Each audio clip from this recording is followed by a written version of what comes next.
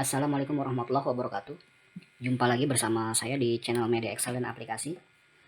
Di video ini saya ingin menunjukkan fasilitas input dan output dari aplikasi Excel laporan keuangan organisasi nirlaba versi 624. Sebelum lanjut, pada video sebelumnya saya sudah memposting cara melakukan input jurnal transaksi harian keuangan organisasi nirlaba di dalam aplikasi ini ya. Nah, buat teman-teman semua yang belum nonton videonya, silakan tonton dulu. Linknya ada di atas ini. Atau teman-teman bisa juga klik linknya di deskripsi video ini. Oke, lanjut. Di dalam aplikasi Excel laporan keuangan organisasi nirlaba versi 624 ini ada menu-menunya ya. Di sini ada menu setting, menu PIC, ya, atau nama mitra di sini ya. Lalu ada menu jurnal transaksi, ada menu jurnal non tunai, ada menu buku besar, ada menu laporan keuangan, ada menu rincian keuangan dan menu aset tetap ya. Nah, di sini saya klik menu setting. Nah, di dalam menu setting ini ada COA, ada unit PIC, ada nama program. Di sini saya klik COA. Ini adalah nama-nama akunnya ya. Jadi nama-nama akun di aplikasi ini bisa diubah-ubah ya, sesuai dengan kebutuhan ya. Selain itu, jika teman-teman menggunakan aplikasi ini, yang pertama kali harus dilakukan adalah menginput saldo awal dari masing-masing akun ini ya. Tentunya yang diinput adalah bagian neracanya atau bagian posisi keuangannya. Ya, di sini sudah saya berikan contoh data dummy-nya ya. Dan untuk menginput saldo awal harus balance ya antara debit dan kreditnya. Oke, saya klik back. Lalu di sini ada unit PIC. Unit PIC ini adalah unit dari data mitra ya. Dan ini nanti akan muncul di saat kita menginput data mitra. Oke, saya klik back. Lalu di sini ada nama program ya. Nah, nama program ini bisa diubah-ubah ya. Tapi di sini sudah saya input pada umumnya ya. Organisasi nirlaba itu memiliki 4 program yang pada umumnya ya, umum gitu. Di antaranya program pendidikan, program sosial, program bantuan bencana, dan program pembangunan. Ya, ini bisa diubah. Oke, saya klik back. Selain menu setting ada menu nama PIC. Nah, nama PIC ini adalah menu data mitra atau mitra yang berhubungan dengan transaksi keuangan organisasi nirlaba itu. Ya. Nah, di sini ada kolom nama, jenis PIC ya. Lalu ada unit. Nah, unit tadi ya, unit PIC itu nanti akan muncul di sini. Ya. Lalu ada alamat, ada telepon ya. Lalu ada catatan saldo awal ya. Di sini ada catatan saldo awal piutang dan hutang. Jadi kalau piutang itu adalah organisasi memberikan hutang kepada mitra atau PIC ya. Kalau hutang adalah mitra itu memberikan hutang kepada organisasi gitu. Nah, nanti di sini piutang organisasi yang belum terbayar berapa, lalu hutang organisasi itu yang belum terbayar berapa ya. Jadi di sini saldo awal piutang dan hutang. Oke, saya klik back. Di sini ada jurnal transaksi ya. Nah, di sini adalah menu-menu jurnalnya nih. Di sini ada 6 ya. Ada 6. Karena kenapa kok 6? Karena di sini ya, di cowoknya ini itu ada 6 akun kas dan setara kas ya di sini. Nah, di sini sebenarnya bisa diinput bank ya. Misalkan bank yang mengelola dana pengelola itu bank apa, lalu yang untuk menyimpan dana sosial itu bank apa gitu ya. Sebenarnya bisa diinput bank. Oke, saya klik back. Nah, nanti nama-nama COA itu muncul di sini teman-teman. Nah, di sini. Nah, jurnal kas, jurnal dana pengelola, jurnal dana sosial, jurnal dana pendidikan, jurnal dana bantuan bencana, dan jurnal dana pembangunan. Selain jurnal, itu nanti ada juga laporan buku. Nah, ini laporan bukunya ya. Laporan buku. Ini semacam kayak rekening koran lah ya, gitu. Selain laporan buku ada juga kwitansi ya. Kwitansi dari masing-masing jurnal. Nah, di sini kan ada kwitansi penerimaan dana ya. Nah, saya coba lihat di laporan buku ini. Nomor 2 itu ada penerimaan dana. Nah, lalu ini nomor 3 ya. Nomor 3 ini pengeluaran ya. Jadi di sini penerimaan, di sini pengeluaran. Oke. Nah, di kwitansi ini jika berkaitan dengan penerimaan dana, maka di sini judul kwitansinya menjadi kwitansi penerimaan dana. Ya. Sekarang saya naikkan ke nomor 3 ya. Transaksi nomor 3, pengeluaran. Nah, maka judul kwitansinya menjadi kwitansi pengeluaran dana. Ya, seperti ini ya. Jadi kalau penerimaan, kwitansinya akan menjadi kwitansi penerimaan dana. Kalau pengeluaran menjadi kwitansi pengeluaran dana. Di sini ya. Oke, untuk lebih lanjutnya ya, mengenai penjelasan jurnal transaksi ini, teman-teman silakan tonton saja video saya sebelumnya ya, yang membahas tentang jurnal transaksi di aplikasi laporan keuangan organisasi nirlaba ini. Oke, langsung saja saya klik back. Selain jurnal transaksi, ada juga jurnal non tunai. Nah, di sini ada jurnal non tunai. Ya, ini jurnal non tunainya. Lalu di sini ada kwitansi non tunai. Nah, ini kwitansi non tunai ya, teman-teman. Saya klik back. Lalu di sini ada jurnal penyesuaian. Ya. Saya klik back. Nah, ini adalah menu input transaksinya ya. Dua ini. Nah, nanti dari input transaksi di menu ini, nanti secara otomatis aplikasi akan menyajikan laporan buku besar, laporan keuangan, dan rincian keuangan ini. Ya. Nah, di sini laporan buku besarnya ya. Saya klik. Ini adalah laporan ringkasan buku besar. Jadi saya buat ringkas ya, laporan buku besarnya. Nih. Buku besar sampai bawah ya. Nih. Jadi buku besar ini akan menyajikan nilai debit dan kredit dari masing-masing jurnal dan masing-masing akun ya. Dari mulai saldo awal sampai dengan saldo akhir. Ya, udah otomatis jadi masuk ke sini. Oke, saya klik back. Selanjutnya di sini ada laporan keuangan. Nah, di menu laporan keuangan ini ada neraca lajur, arus kas, rekonsiliasi antar jurnal, ada rincian aktivitas keuangan, ada aktivitas keuangan, dan posisi keuangan. Saya klik neraca lajur. Ini adalah neraca lajurnya ya. Dari mulai neraca saldo, lalu aktivitas keuangan. Ini kalau di badan usaha komersil itu ya, itu disebut dengan laba rugi di sini. Nah, ini posisi keuangan. Kalau di komersil itu neraca ya. Ini. Terus nanti otomatis akan muncul di sini teman-teman. Ini neraca lajurnya, ini sampai bawah terus ya. Nah, di sini. Nah, ini ya, bisa dilihat. Jika input jurnalnya benar, nah udah otomatis ya, aplikasi ini pasti akan balance ya.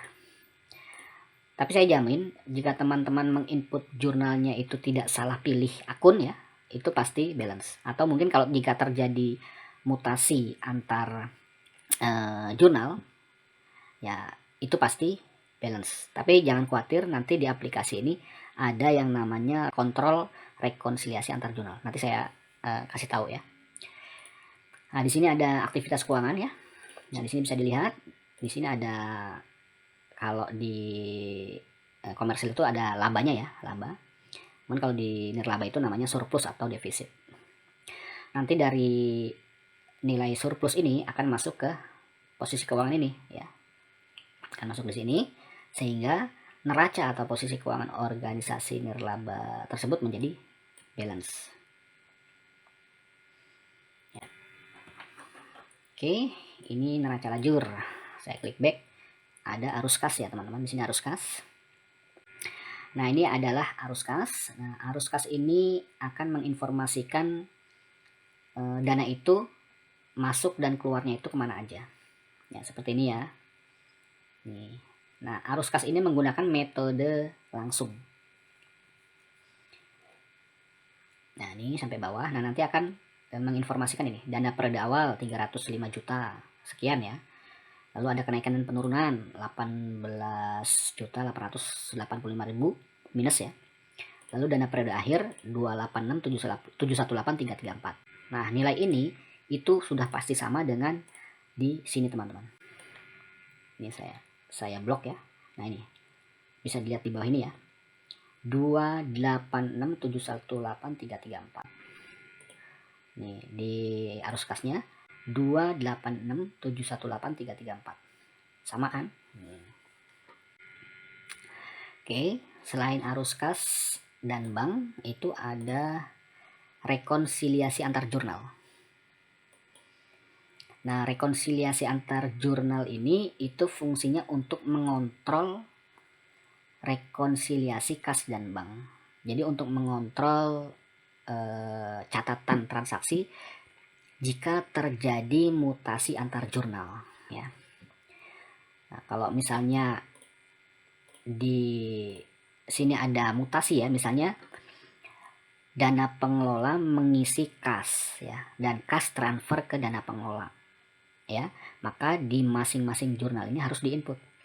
Jika kas menerima dana dari dana pengelola, maka di kas ini diinput sebagai penerimaan, dan di jurnal dana pengelola diinput sebagai pengeluaran ya. Sebaliknya jika kas, karena kas kebesaran ya, lalu ditransfer ke dana pengelola ya kan, maka harus diinput di jurnal kas ini diinput sebagai pengeluaran ya kan, dan di dana pengelola diinput sebagai penerimaan.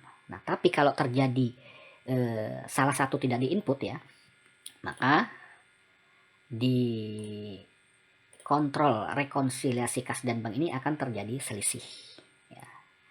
Nah, di video saya yang sebelumnya juga sudah saya jelaskan ya mengenai hal ini ya, sudah saya jelaskan. Jadi enak, kita bisa kontrol di sini. Oke. Saya klik back. Lalu di sini ada juga rincian aktivitas keuangan.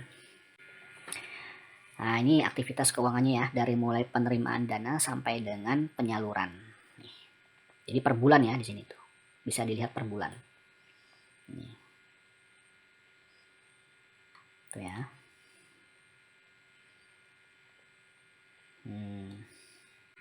Jadi enak teman-teman. Ya. Oke, saya klik back. Selain rincian aktivitas keuangan, ada juga aktivitas keuangannya ya. Nah, ini adalah aktivitas keuangan globalnya ya. Ya, biasanya ini untuk laporan pajak gitu ya. Nih. Jadi kalau aktivitas keuangan itu ya, kalau di badan usaha komersil itu namanya laba rugi. Ya. Oke, saya klik back lagi. Di sini ada juga posisi keuangan. Ya. Posisi keuangannya. Nah, ini ya, posisi keuangan yang ini itu berasal dari input saldo awal yang ada di coak tadi ya. Nih. Ya. Jadi ini adalah bagian aktiva atau aset ya, bagian kiri, dan ini bagian kewajiban dan neto, ini bagian kanan. Sebenarnya begitu ya. Nih. Ya. Ini saldo awal pada input di coak tadi ya, karena balance ya tuh sama 1228752.500, di sini 1228752.500. Nanti secara otomatis dari inputan jurnal tadi akan masuk di sini teman-teman. Nih. Nah, ini yang sekarang yang berjalan nih. Di sini yang berjalan 1236912.500. Kalau di bagian aktivanya, aktiva atau asetnya 1236912.500. Di sini 1236912.500. Ya. Jadi balance. Dan nilai apa ya namanya? Nilai dari aktivitas keuangan ini ya. Ini kan ada surplusnya ya. Sebesar 410.000 itu masuk di sini teman-teman. Di posisi keuangan ini. Nih 410.000. Ini masuk di sini ya. Tuh. Jadi enak dengan aplikasi ini, saya jamin kemungkinan ketidakseimbangannya laporan keuangan itu bisa diminimalisir. Kenapa? Sudah ada kontrol rekonsiliasi kas dan bank ini. Jadi kita ngeceknya gampang ya. Oke, saya klik back. Selain laporan keuangan ada juga rincian keuangan teman-teman. Saya klik rincian keuangan. Nah, rincian keuangan ini ada rincian saldo piutang ya di sini. Ini rincian saldo piutang. Nah, di sini ya belum ada pembayaran. Tapi kalau kita input di jurnal ada pembayaran, ya maka otomatis akan masuk di sini dan akan mengurangi saldo piutang ini. Ya, nanti akan ketahuan saldo akhir piutangnya berapa. Ya. Nih. Ya. Selain saldo piutang ada juga saldo hutang. Saldo hutang. Ya, yang sudah diinput tadi ya, Ika dan Rizkika nih. Ika dan Rizkika itu ada hutang ya, yang belum dibayar nih, 500.000 dan 1.500.000. Itu sumbernya dari sini teman-teman, dari input ini. Nah, nih ya. Nih, Ika dan Rizkika ini ya. Nih. Ika itu 500.000, Rizkika itu 1.500.000. Sudah dibayar belum sih? Kita lihat di sini belum dibayar teman-teman. Karena belum ada pembayaran, belum ada catatan jurnal. Ya, maka di sini 0. Tapi kalau di jurnal itu dicatat ada pembayaran, maka di sini akan otomatis masuk ke dalam kolom pembayaran ini gitu. Ya, jadi bisa dikontrol. Enak ya. Oke, saya klik back. Selain ada rincian saldo piutang dan hutang, di sini ada daftar penerimaan donasi. Ini daftar penerimaan donasi, jadi kita bisa tahu ketika input di jurnal, jika ada penerimaan donasi dari siapa aja ya, maka akan muncul di sini teman-teman. Daftar penerimaan donasinya gitu ya. Selain daftar penerimaan donasi ada juga daftar penyaluran donasi. Nah, ini daftar penyaluran donasinya gitu ya. Oke, selain menu rincian keuangan ini ada juga aset tetap teman-teman di sini. Ini ada aset tetap. Jadi aset tetap ini disebut dengan menu penyusutan ya. Ini input aset tetap di sini ya. Jadi input aset tetap ya, barang-barang ya dari mulai tanah, bangunan, peralatan dan perlengkapan kendaraan gitu ya. Di input, nanti aplikasi ini otomatis akan menghitung rincian penyusutannya. Nah, ini bisa dipilih ya. Ini kan yang muncul kendaraan doang ya, karena di sini golongan asetnya yang saya pilih kendaraan. Tapi kalau saya pilih all, saya gini ya, saya pilih all gini. Maka yang muncul semua aset. Jadi di sini bisa dipilih teman-teman ya, berdasarkan golongan aset. Ini udah otomatis nih ya. Nih, sampai dengan bulan April nih, penyusutan sampai dengan bulan April. Jadi ketahuan di sini. Oke, saya klik back. Selain rincian penyusutan ada juga reka penyusutan. Nah, nih reka penyusutannya untuk masing-masing golongan aset. Jadi kita bisa tahu harga tanah kita ini harga perolehannya misalkan 200 juta ya kan, bangunan 545 juta, kendaraan 201 juta, dan peralatan dan perlengkapan ini sudah berapa gitu ya. Jadi sudah otomatis ya, jadi udah nggak perlu menghitung-hitung penyusutan lagi ya. Selain itu ya, laporan buku ini ya, laporan buku ini bisa juga dilihat per bulan ya. Ini kan semua nih dari bulan Januari sampai dengan April. Misalnya saya mau ngeliat bulan Maret aja bisa. Nah, caranya di sini tinggal diubah aja teman-teman. Periode buku ini diubah dari all ke bulan Maret. Saya pilih bulan Maret.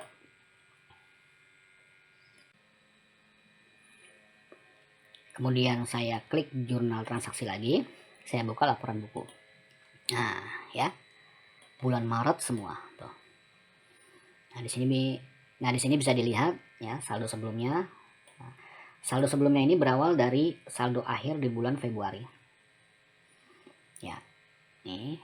Dan ini saldo akhir di bulan Maretnya. Misalnya saya mau filter ya. Nah, blank ini mau saya hilangkan. Nah, untuk memfilter yang penting di sininya jangan yang di sini ya. Nih, nanti yang ini nggak kelihatan. Nah, yang ini yang ada isinya aja nih atasnya nih, begini. Jadi bisa di sini, bisa di sini, bisa di sini, bisa di sini ya. Nah, contoh saya mau ambil dari sini aja. Ya, dari nama akun dari kode akun ini. Nah, blanknya ini dihilangkan aja nih, blank. lalu oke. Nah, ini ya. Lalu bagaimana caranya kalau saya mau print? Nah, mau ngeprint tuh gampang teman-teman. Di sini ya, dipilih aja area kertas ini, di blok ya. Ini pakai shift panah kiri begini ya. Lalu turunin gini ya, pakai panah bawah, shift panah bawah. Nah, area ini kan sudah nih kita blok ya. Lalu pilih di sini ada page layout teman-teman. Ini saya turunin dulu menu ribbonnya. Di sini ada page layout ya. Lalu pilih margin. Sini marginnya saya pilih narrow ya. Lalu orientasinya saya pilih landscape ini ya.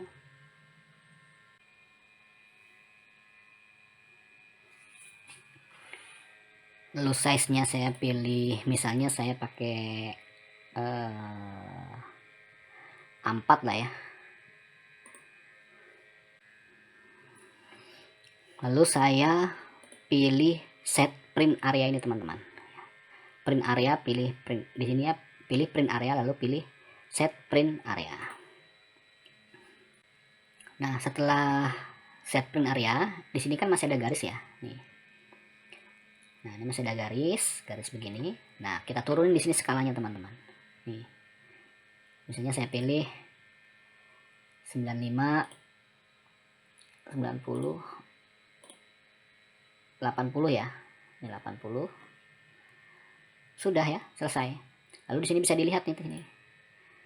Di print ini. Show print ya. Nah, ini ya, tuh. Ini sudah muncul. Nah, kalau biar di tengah-tengah itu caranya gimana? Klik page setup ini. Margin horizontalnya tinggal di klik aja. Di oke.